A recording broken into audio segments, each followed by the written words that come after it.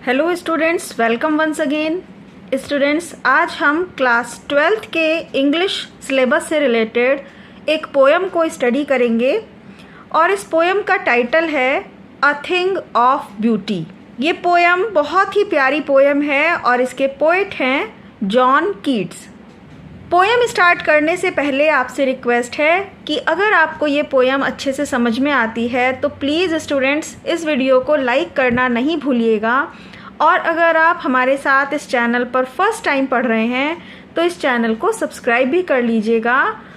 John Keats की लिखी हुई ये पोएम स्टार्ट होती है यहाँ से, अ thing of beauty is a joy for ever. पहली ही लाइन इस पोएम की बहुत ही इम्प्रेसिव है और सब कुछ इन्हीं शब्दों में बता देती है। जॉन कीट्स कहते हैं कि एक चीज़ सुंदरता की वो हमेशा के लिए आनंद वाली होती है। अ थिंग ऑफ ब्यूटी, एक सुंदर चीज़, इज़ अ जॉय, आनंद है, फॉर एवर, हमेशा। इट्स लवलीनेस इंक्रीजेज, और इस संसार की कोई भी जो सुंदर वस्तु होती है उसका प्यारापन, लवलीनेस, हमेशा इंक्रीज होती रहती है। जो भी सुंदर वस्तु होती है वह अपनी सुंदरता से हमेशा लोगों को खुशी देती रहती है, उसकी सुंदरता और बढ़ती है। It will never pass into nothingness, उसका ये प्यारापन, उसका ये सुंदर होना कभी भी यूजलेस नहीं होता। इट विल नेवर, यह कभी भी नहीं होगा, पास, बीत जाएगा, इनटू नथिंगनेस, वेस्ट। नथिंगनेस का मीनिंग है यहाँ जो हमें रिटर्न में कुछ भी ना दे, इस दुनिया की बेकार चीज़ हो। तो नथिंग मतलब कुछ भी नहीं। तो सुंदरता, उसका प्यारापन, उसके द्वारा दी जाने वाली खुशी ऐसी होती है जो कभी भी वेस्ट नहीं होती, कभी भी यूज़लेस होकर इस दुनिया से नहीं जाती। अब वो यूज़लेस होकर क्यों नहीं जाती? क्योंकि वो जो सुंदर चीज़ इस धरती पर है तो उसने अपनी सुंदरता से लोगों को खुशी देने का काम पूरा किया है। उसका जन्म इस दुनिया में सिद्ध हो गया, सफल हो गया। सुंदर चीज़ का इस दुनिया में आना सफल रहा क्योंकि उसके कारण लोगों को खुशियाँ मिली। But will keep a bower quiet for us. अब यहाँ पर पोएट ने पहले एक सुंदर चीज़ की क्वालिटीज़ को बताया और अब उसको कंपेयर करके बता रहे हैं आगे की लाइंस में, और वो अलग अलग चीज़ों से कंपेयर करके बताएंगे कि एक सुंदर चीज़ किस तरह से हमारे जीवन में खुशियाँ लाती है। जॉन कीट्स ये बताना चाहते हैं अलग अलग चीज़ों से कंपेयर करके कि जैसे आपको इन चीज़ों से खुशी प्राप्त होती है, सेटिस्फेक्शन मिलता है, उसी तरह से एक सुंदर चीज़ से भी सेटिस्फेक्शन मिलता है। ये कहते हैं कि अ बोअर क्वाइट फॉर अस, जैसे कि एक छायादार पेड़ शांत रहकर हमारे लिए सुकून देता है। जैसे तपती हुई धूप में हम जा रहे हैं और एक छायादार पेड़ मिल जाए, उसके नीचे हम खड़े हैं तो हमें जो संतुष्टि, जो सुकून, जो छाया मिलने से हमें एक सुकून मिलता है, खुशी मिलती है, वैसी ही खुशी हमें सुंदर चीज़ से मिलती है। और जॉन कीट्स के अनुसार ये छायादार पेड़ ही सुंदर चीज़ है। यही है thing of beauty. And a slip full of sweet dreams, दूसरा कंपेयर कर रहे हैं वो नींद से, एक नींद जो कि मीठे सपनों से भरी है।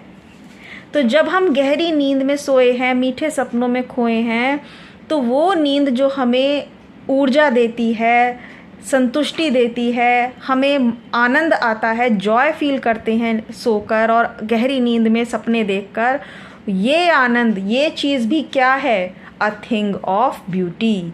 जो खुशी ये नींद हमें देती है वही खुशी हमें एक सुंदर चीज़ को देखकर प्राप्त होती है। एंड हेल्थ, ये नींद हमें स्वास्थ्य भी प्रदान करती है। एंड क्वाइट ब्रीदिंग, और हमें सुकून भरी सांस भी प्रदान करती है, हमें हमारी सांसों को आराम मिलता है। देयरफॉर, इसलिए, ऑन एवरी मॉरो, हर एक सुबह, मोरो का मीनिंग है यहाँ मॉर्निंग। आर वी रीडिंग, हम बुन रहे हैं। अ फ्लारी बैंड, फूलों वाला एक बैंड, जैसे कि ब्रेसलेट, एक फूलों वाला ब्रेसलेट हम बना रहे हैं। To bind us to the earth, जिससे कि हम इस धरती को बांध सकें, इस धरती के साथ अपना एक रिलेशन महसूस कर सकें। यहाँ पर जैसे फ्रेंडशिप डे पर आप अपने फ्रेंड को एक बैंड गिफ्ट करते हैं, तो वो वाली फीलिंग यहाँ समझ सकते हैं आप कि हमारा धरती का आपस में एक फ्रेंडशिप का नाता है। स्पाइट ऑफ डेस्पोडेंस, भले ही स्पाइट ऑफ मतलब चाहे हमारे पास कितनी भी डिप्रेशन है, डेस्पोडेंस मीन्स निराशा, डिप्रेशन, हम बहुत उदास हैं, परेशान हैं। ऑफ द इनह्यूमन डर्थ, अमानवीय गहराइयों में डूबे हुए हैं।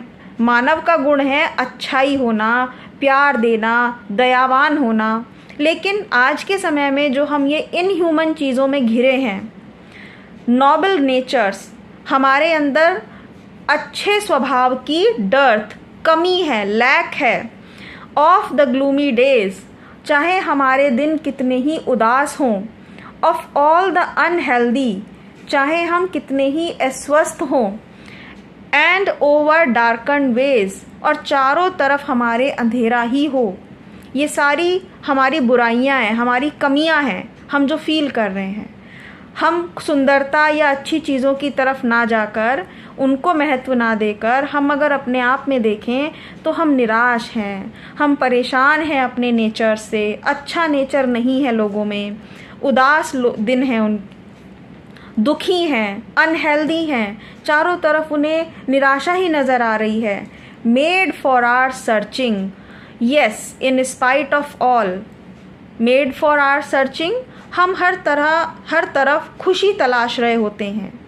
हाँ, इन स्पाइट ऑफ ऑल, इन सब दुखों के बावजूद, इन स्पाइट ऑफ ऑल का मीनिंग है यहाँ हम इतने परेशान हैं, इतने दुखों के बावजूद भी हम क्या करते हैं। Some shape of beauty moves away the pall, कुछ आकार हैं सुंदरता के, यानी कि कुछ सुंदर चीज़ें हैं जो मूव कर देती हैं, हटा देती हैं, दूर कर देती हैं।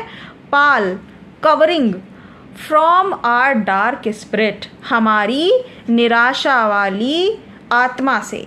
हमारे मन के अंदर दुख है, निराशा है, उदासी है, लेकिन कोई सुंदर चीज़ जब हमारे सामने आती है तो वो हटा देती है, मूव्स अवे कर देती है।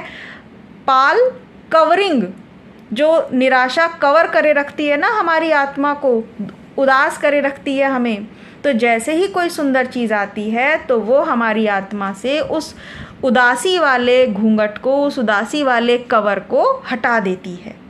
जैसे सच द सन, जैसे कि सूरज, द मून, चांद, ट्रीज ओल्ड, पुराने पेड़, and young sprouting a shady boon. Young का मीनिंग है पौधे, नए पौधे, जो नए पौधे अभी उग रहे हैं, खिल रहे हैं। Sprouting a shady boon for simple sheep, और नए नए पत्ते जो स्प्राउटिंग अभी हमने पेज पर पढ़ा, स्प्राउटिंग का मतलब है नई घास के पत्ते जो निकल रहे हैं धरती में से हरे हरे। वो किसके लिए हैं? सिंपल शीप, एक साधारण से भेड़ के लिए, क्योंकि जब भेड़ बकरी घास चरती हैं तो वो कोमल कोमल पत्तियों को खा लेती हैं, तो उन्हें खाकर उन्हें खुशी मिलती है। ये सारी चीज़ें प्रकृति की सुंदर हैं। एंड सच आर डैफोडिल, इसी प्रकार से ये डैफोडिल के फूल, with the green world they live in, जो उस हरे संसार में रहते हैं। हरी पत्तियों के बीच डैफोडिल के फूल खिले हुए हैं। एंड क्लियर रिल्स, रिल्स का मीनिंग है यहाँ नदियाँ, साफ नदियाँ। That for themselves a cooling covert, जो अपने आप में इस माहौल को ठंडा करती हैं। नदियों के पास ठंडक होती है, इन नदियों से ही ठंडक होती है पूरे धरती पर पानी से।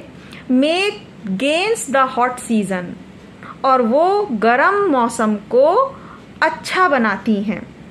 द मिड फॉरेस्ट ब्रेक, और जंगल में बीच में कहीं rich with the sprinkling of fair musk rose blossoms, कहीं पर मस्क रोज का मीनिंग है झाड़ियों में गुलाब खिलना, स्प्रिंकलिंग इधर उधर बिखरे हुए। तो जंगल में कहीं सुनसान खाली जगह में जहाँ पर कुछ नहीं है, वहाँ पर फूलों की झाड़ी है, गुलाब के फूलों की, और उन्होंने अपनी खुशबू से आसपास के वातावरण को महका रखा है। And such too is the grandeur of the dooms we have imagine, और हमने जो कुछ कल्पना की है फॉर द माइटी डेड, अपने शक्तिशाली पूर्वज। माइटी डेड का मीनिंग है शक्तिशाली, जो हमारे पूर्वज डेड हो चुके हैं, हमारे दादाजी परदादाजी ये सब जो डेड हो चुके हैं, उनके लिए हम क्या इमेजिन करते हैं कि वो सब भी इसी तरीके से इन शानदार चीज़ों से प्रेरणा लेते रहे होंगे। ऑल लवली टेल्स, बहुत सारी प्यारी कहानियाँ, दैट वी हैव हर्ड, जिन्हें हमने सुना है और रेड पढ़ा है, an endless fountain of immortal drink, ये प्यारी कहानियाँ भी ब्यूटीफुल थिंग्स हैं जो हमने आज तक सुनी हैं। यानी कि देखकर ही सुंदर चीज़ें नहीं महसूस होती, कहानियाँ भी सुंदर हैं जिनकी सुंदरता को हम सुनकर महसूस करते हैं। और ये सारी चीज़ें, ये सारी प्रकृति की सुंदर चीज़ें, ये एक एंडलेस फाउंटेन की तरह हैं, एक ऐसे फव्वारे की तरह हैं जो ख़त्म नहीं होता है, ऑफ इमॉर्टल ड्रिंक, और हमेशा अमृत के समान बहता है। इमॉर्टल ड्रिंक कहा जाता है अमृत को, एक ऐसा ड्रिंक जो हमें अमर बनाता है। Pouring unto us from the heavens brink, और ये अमृत पोरिंग बह रहा है हमारे पास तक, फ्रॉम द हेवंस ब्रिंक, स्वर्ग के किसी किनारे से। इस पूरी पोयम को अगर हम एक थीम के रूप में बताएं, एक 2 सेंटेंस में अगर हम इसको डिस्क्राइब करें, तो हम ये कहेंगे कि जॉन कीट्स ने ये कहा है कि जितनी भी प्रकृति की सुंदर चीज़ें हैं, यही हमें उदासी से बाहर निकाल कर, मुश्किलों से बाहर निकाल कर आगे बढ़ने की प्रेरणा देती हैं। चाहे वो हमारी कहानियाँ हों, ये हमें प्रेरित करें, या हमारे चंद्रमा, सूरज, फूल, पौधे, ये सब बदलती रहने वाली चीज़ें, ये जो फूल खिलते हैं, मुरझाते हैं, फिर खिलते हैं, बहती हुई नदियाँ, ये सब चीज़ें हमें आगे बढ़ने की प्रेरणा देती हैं, और सुंदरता हमें खुशियाँ देती है। इसी खुशी से हम अपने दुखों को भूलकर ज़िंदगी में आगे बढ़ते हैं। तो स्टूडेंट्स, आई होप आपको इस पोएम के एक एक शब्द को समझने में आसानी हुई होगी और आपने इस वीडियो को लाइक कर दिया होगा। वीडियो थोड़ी लेंदी है, लेकिन पोएम के भाव समझने के लिए हमें इसे ध्यान से, तसल्ली से पूरा सुनना पड़ता है, और पूरा सुनना भी चाहिए, तभी आप इस कवि के डीप थॉट्स को समझ पाएंगे। Thank you for listening, thank you for watching this video. मिलते हैं नेक्स्ट वीडियो में।